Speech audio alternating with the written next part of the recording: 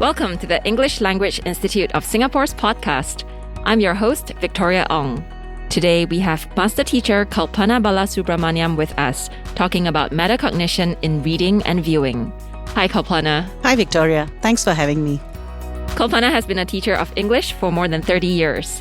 Before she joined Ellis in 2016, she was a curriculum planning officer with Stellar, the program for English language teaching in our primary schools.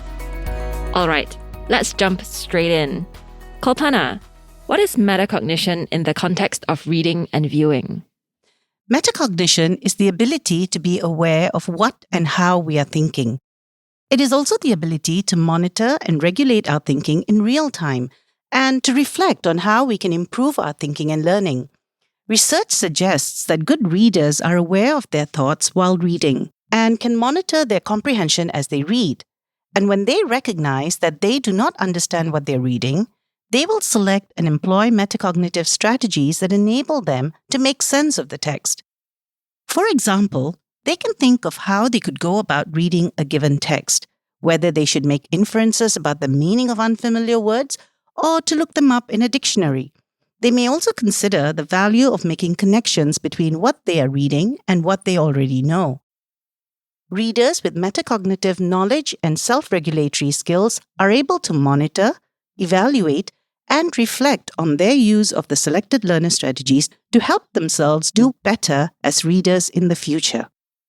So, it is critical for students to first have metacognitive awareness of how they are reading. How can teachers enable students to develop metacognitive awareness for reading? There are many ways English language teachers can develop students' metacognitive awareness in the reading and viewing process. I'll focus on the use of questioning. It is important to teach students how to ask themselves questions in the process of reading and viewing a text. We can do so by modeling the process of asking questions as we read. These questions should enable students to become aware of what, why, and how they do what they do in reading and viewing. For example, what am I doing now before I begin to read this text? Why am I getting frustrated as I read the text? And how am I reading this text, and does it help me to make sense of it? These what, why, and how questions can help raise students' awareness of the roles they play as readers, what they feel as they read, and why. They can become more aware of how they are approaching a particular text in comparison with how they approach other texts. As teachers, we have been so used to asking students questions about their understanding of texts. So, it's interesting that you speak of enabling students to ask themselves questions in the reading and viewing process.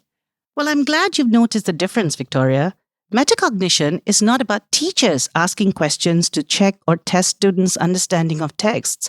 It's about students asking themselves questions that enable them to control and improve their reading and viewing. As English language teachers, we need to equip students with reading and viewing learner strategies that they need for close and critical reading and viewing of texts. But more importantly, we need to empower students to regulate their own reading and learning so that they can themselves monitor, adjust, evaluate, and reflect on their use of these learner strategies in the reading and viewing process. This ability to ask themselves questions about what, why, and how they select, apply, review, and adapt strategies for use is essential for metacognitive self-regulation. When do we teach students to ask themselves questions in the reading and viewing process? We can teach students how to ask good questions before, during, and after reading and viewing a text. The questions that students ask themselves in the before reading phase should prepare them to read the text, such as by establishing a purpose or purposes for reading it. The questions should also help them make connections between the text and what they already know, so that they can make predictions about what they will read and view. In the during reading phase, students can ask themselves questions that help them to check their understanding, look for evidence to refine their predictions, and select appropriate learner strategies to deal with the challenges they encounter.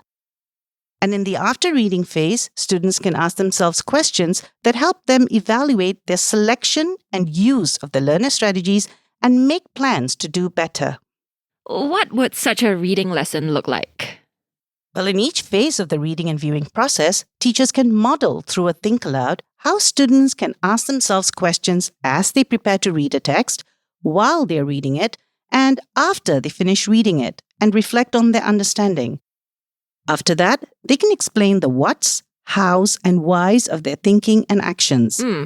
Using the questions as prompts, they can explicitly teach students how to select and use the relevant learner strategies for reading and monitoring reading, and how to evaluate and reflect on the use of the learner strategies. Following explicit instruction, teachers can invite students to practice asking themselves questions in the reading and viewing process. Students can be encouraged to support one another's learning through collaborative reading activities such as jigsaw and reciprocal teaching. The focus in these activities would be to ask one another what they could do to make sense of the text and why. Students should also be given opportunities to reflect on their thinking and on how they can improve their thinking and learning in the reading and viewing process. They can do this individually, as a group, or as a class. If questions can help students develop metacognition in reading and viewing, should teachers provide students with a list of the questions that they could ask themselves? Giving students a list of questions may promote their thinking about the text. However, having students attend to questions on a list does not in itself lead them to think about their thinking. To bring about metacognitive awareness, monitoring, and regulation, teachers need to regularly model the practice of metacognition and explicitly teach the metacognitive learner strategies. They also need to provide opportunities for students to apply the learner strategies, reflect on their learning, and plan how they can improve it. Good readers allocate time and effort to make meaning of texts. They are deliberate in selecting suitable learner strategies that allow them to construct, monitor, and regulate their understanding of and response to texts. These are habits that teachers can seek to develop in students to improve their reading and viewing skills. I see. And finally, Kalpana, can all students learn to become metacognitive readers and viewers? We know that emergent readers tend to give up when they encounter difficulties as they read. They also tend not to ask questions of themselves or of the text they are reading, nor do they possess many learner strategies. However, even good readers may not necessarily apply appropriate learner strategies or ask questions to prompt themselves to think about how they're reading. So, equipping all students with the ability to be metacognitive learners enables them to grow as readers regardless of their reading level. Thank you, Kalpana, for your insights. Thank you, Victoria. And that's it for today's podcast. For this episode's show notes, do visit our podcast website at go.gov.sg/ELIS podcast. Thank you for listening.